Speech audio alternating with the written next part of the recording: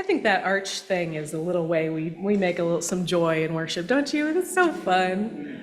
That always used to be my favorite when I played soccer as a kid, running through the arch at the end of the game. Whether you won or lost, you got to go through the arch. Well, this service topic, which is all about joy, was chosen by our auction winners, Gina Grubb and Beth Meyer. So thank you to both of them for bringing us a little extra joy today. Woo-hoo! And these kinds of, these auction services where the minister auctions off the option to choose a topic is kind of a fun challenge for me. I've never done one of these before, but it means you just got to figure it out. They're going to give you something, you got to make it work. And we actually kept working together and figured out we wanted to do a kind of special music service. So I'm really, really glad you're all here with us today. So, what is joy? Our kiddos said happiness, and that's pretty close. A lot of people would say a synonym to joy is happiness, but I think it's a little bit different, wouldn't you? This joy researcher who did a TED Talk on YouTube about joy, her name's Ingrid Fettel-Lee, she said that joy is an intense momentary experience of positive emotion, one that makes us smile and laugh and jump up and down like we saw Ozzy do earlier. And that's actually a technical thing, she goes on to say. That feeling of wanting to jump up and down is actually one of the ways that scientists measure joy. That I can't contain it in my body feeling. End quote. So joy, it involves happiness, but it's almost closer to bliss or ecstasy. It comes out of your pores, it's just too big. And the researcher, she went on to talk about the things that people name when they're asked about joy. What brings you joy? She said they talked about cherry blossoms, bubbles, swimming pools, tree houses, hot air balloons, googly eyes, and ice cream cones with sprinkles specifically. She was like, these things show up. It transcends age, ethnicity. People name things like this, bubbles and hot air balloons, things that just are unadulteratedly pleasant, which is wonderful. What brings some of you all joy? Can you call some out for me? Music. Music, definitely. Babies. Cats. Dogs. Cats, yep. We got, cats. Dancing, yeah. What else? Anything else? Nature. Board games, yeah, totally. Sunsets, I love that. Art. People coming together. Yes. So many sources of joy, and so many of them are simple. They're right there. We could create them at any moment. We can just notice when they're there. Even in an elevator, when you've got the girl from Ipanema playing over the speaker, that's a little moment where you could notice some joy. Yeah, Larry's singing it. It's a good song. So joy is really important to human life, but where does it show up in religion? Now that's a little tricky because often, I don't know if you all have noticed, but religions are usually concerned with things like suffering and shame and death. But joy is there too. Religion is the thing, religion is the way humans kind of build meaning, structures of meaning together, and so joy has to be involved. For the pagans, a lot of them see existence as fundamentally joyful. Isn't it amazing that it's raining today? That fresh water is falling from the sky. Isn't that amazing? I could jump up and down about that. They celebrate things like the simple passage of time and the seasons. We celebrate winter solstice here, the spring equinox, the joy of flowers. It's amazing. In Christianity, it's very noted that the first miracle Jesus performed was to make more wine for a wedding. He was like, let's keep this party rolling. I'm gonna throw down a miracle right now. That's meaningful. That's meaningful that the savior of this whole religion, the first miracle he ever performed was to create a little more joy. And Easter, which of course is coming up, is a pretty joyful, even though it has to do with death and the crucifixion, it also has to do with the triumph of life over death. So Easter has a very joyful attitude to it. In Buddhism, you may have seen the image of the laughing Buddha, right? The chubby laughing, he's got big earlobes. That's actually not the Buddha. He's a monk whose name I can't pronounce, but is often known by his nickname Budai. And he's almost like a saint in Buddhism.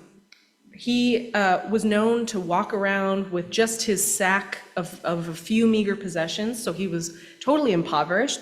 He liked entertaining children in the villages that he visited, and he was just joyful. That's all he needed, was those few possessions and a little bit of purpose. In Judaism, there's this wonderful thinker I love, who I think I've probably mentioned before, named Abraham Joshua Heschel. He has this great book about the Sabbath, and he talks about the Sabbath, which is the one day a week that the Jewish community sets aside to not do any work. No work, no traveling, no things that make you go, ugh. And the way that he talks about it is the Sabbath is a way we practice paradise. It's the way we remind ourselves what we're doing all of this work for. We have to have one day a week where we get close to it, where we build paradise, where we just enjoy life. And I think that is very, very wonderful. The Pew Research Center found that people who are active in religious congregations tend to be happier and more civically engaged than people who are not. That's really, really special, because it tells us something. It tells us that being in community, right? It's not just religious folks who are hermits in the woods. It's people who are in religious communities that find themselves to be happier. And they tend to also do more service in the community, so that happiness is somehow linked with helping people. So how do we cultivate joy? I mean, you can seek pleasures like ice cream with sprinkles. You can adjust the aesthetics of your home or your clothing to bring you joy. You can spend time with loved ones. All of these are ways you could find little flickers of joy. But one thing that in a really special book called The Book of Joy by Desmond Tutu and the Dalai Lama, pretty well-respected religious thinkers, they write that gratitude and generosity are known to be methods of cultivating joy. So giving can really help. Desmond Tutu in particular writes, quote, "The Dead Sea in the Middle East receives fresh water, but it has no outlet, so it doesn't pass the water out. It receives beautiful water from the rivers, but the water goes dank." I mean, it just goes bad. And that's why it is the Dead Sea. It receives and it does not give. In the end, generosity is the best way of becoming more, and more joyful, end quote. I think that's really special and important for us to remember, that joy isn't just a selfish thing we find for ourselves. We often can get more joy by giving it, and by helping others who are going through a hard time have less suffering, so they can find more joy. Now, in this time, I don't know if you've noticed, a little bit of a difficult time that we're going through. And so we're gonna spend a whole month talking about joy in a time like this. It kind of seems like, well, shouldn't we be talking about something more important? But if we focus on the fact that we live in difficult times, if we only focus on the difficult times part of that sentence, and we forget if we forget the first half of the sentence, which is that we live, what an undeserved wonder. What a marvelous grace to be a conscious part of the universe, alive and aware and with joy at our fingertips. It's important, just like Abraham Joshua Heschel writes, it's important that we remember the good parts of life so we can remind ourselves why we're bothering to go through all of the hard stuff, what we're working for on the other end. It's also important to note that in civil resistance, all over the world, in resistance movements against tyrannical governments, tyrants hate being laughed at. They hate it. They're very serious, and everyone should take them seriously. And so they found that all over the world, when resistors start to use humor or comedy as a method of resistance, it actually works better. It humanizes them, first off. So any sort of military that's working against them, if you've got a bunch of people with flowers or dressed as clowns, you feel really bad shooting those people, am I right? There's actually a group called Circa.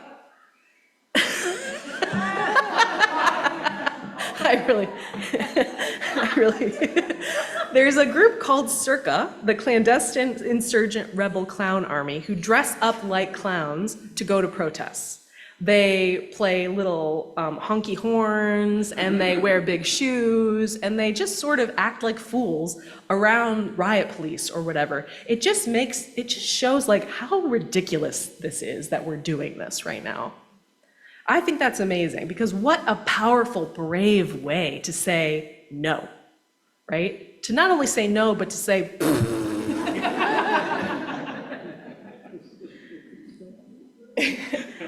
in the Harry Potter series, which of course we suggest you not purchase things from the Harry Potter series because its author is quite transphobic, but we're all aware of the Harry Potter series. There's a creature called a boggart that turns into whatever you fear most. And the way to defeat it is a spell called ridiculous, or ridiculous, I don't know, whatever. It's pronounced some weird fantasy Latin way that makes the fearful thing into something silly. So a giant spider gains roller skates, and the terrifying professor is suddenly dressed like your grandmother. That's the way you defeat fear, is with humor and silliness. This past week, of course, these enormous tariffs have been enacted in our country and in retaliation to our country across the world, and it's gonna make some pretty difficult economic times. But one thing I really liked and noticed from the social media response this week, one of the locations that tariffs were enacted against was called, I think, Heard Island. Does anyone know the name? Heard Island? Yes, there's no humans on Heard Island is the thing about it.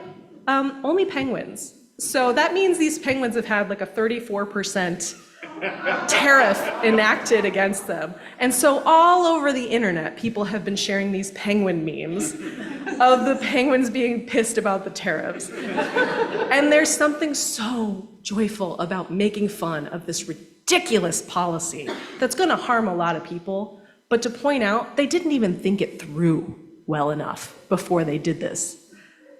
And so just the jokes, the memes about the penguins, I mean, probably on SNL last night, I didn't watch it, I have to go to bed early on Saturday, but I'm gonna bet there was a penguin somewhere in that SNL cold open last night. Many of you may have seen the movie Everything Everywhere All at Once, which won Best Picture a couple of years ago. If you haven't seen it, it's a martial arts action movie that takes place across multiple dimensions, and there's this great evil, almost one more back, there you go. There's this great evil that's like entropy, and it's sucking up, it's called the bagel of all things, and it's sucking up everything. But there's this family, right? There's this woman named Evelyn, there's her husband named Waymond, with a W, and there's their daughter whose name is Joy. And I think it's really, really important to note that the family is under some tension. They're losing their joy. They own a laundromat, it's not going well, they're miserable, they're getting audited by the IRS, and their daughter, who's come out as gay, is pulling away from them because they're not accepting of her. But Waymond, this character here, the husband, throughout the movie, he's just kind. He dances with customers even when they're slammed. He bakes cookies for the IRS agent. He puts googly eyes on things all over their house and their laundromat, which drives Evelyn crazy. She yells, "No more googly eyes!" But he just does these little joyful things. And I don't want to put, no spoilers, but this comes to be important. I watched a YouTube analysis video about this movie, and they said, the way to ultimately win against a stronger oppressive force is to create a situation where the foot soldiers of the powerful refuse to keep fighting you. There's an enemy force in this movie, and they are able to turn them around by bringing those people what brings them joy. Each individual, one's got a puppy, one's got a baby, one's dressed in a silly dress, and the fighting stops. There's something magical about, we don't have to do this. We don't have to win by defeat. Instead, by extending empathy and kindness, their relationship with Joy is reborn, and their relationship with their daughter is recovered. I really encourage you to see this movie. It's amazing. Highly, highly recommend. But there's something else about Joy that I've noticed that y'all have probably noticed too, especially in these times, which is that sometimes I've noticed when I feel happy or joy, I feel bad about it. Do any of you notice that? Yeah. I feel like a little guilty, or like, oh, I shouldn't be feeling happy right now. The world is falling apart. Or you might start to feel happy and you might then feel afraid that you're going to lose it, that it's going to go away, that the thing making you happy could disappear, a relationship or a dear pet that you know is not going to live as long as you. There's this shadow side of happiness and joy. But there's a way to practice just welcoming the joy when it comes, to notice it and just allow it to be without the guilt or the fear. It isn't a limited resource. You can have joy and it doesn't mean anybody else is going to lose it. Now, it's good to be aware that we may be privileged to feel more joy than others because we have less things that cause us suffering, perhaps, although we all experience suffering in our lives. But the way to address that feeling of inequity isn't to feel less joy, but to help others remove barriers of suffering so that they can find more joy too. We can use joy as a fuel for justice until all people have unimpeded access to the regular small joys of life.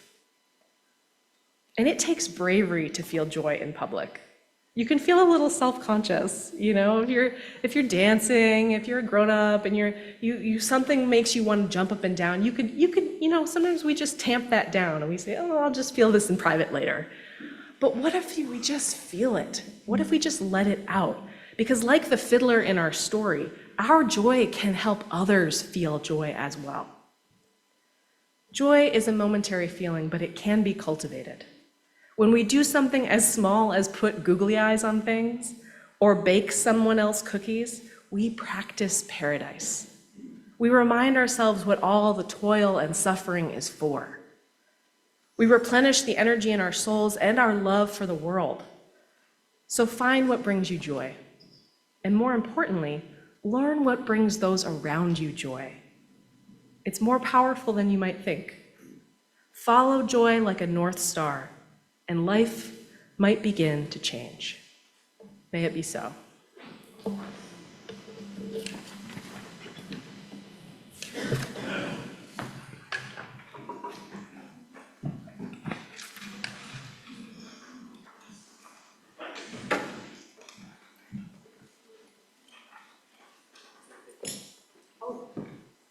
Yes, we have a Visio Divina today from our own Gina Grubb that we're gonna, if you're new here, the congregation previously would do these almost every week, I think, right?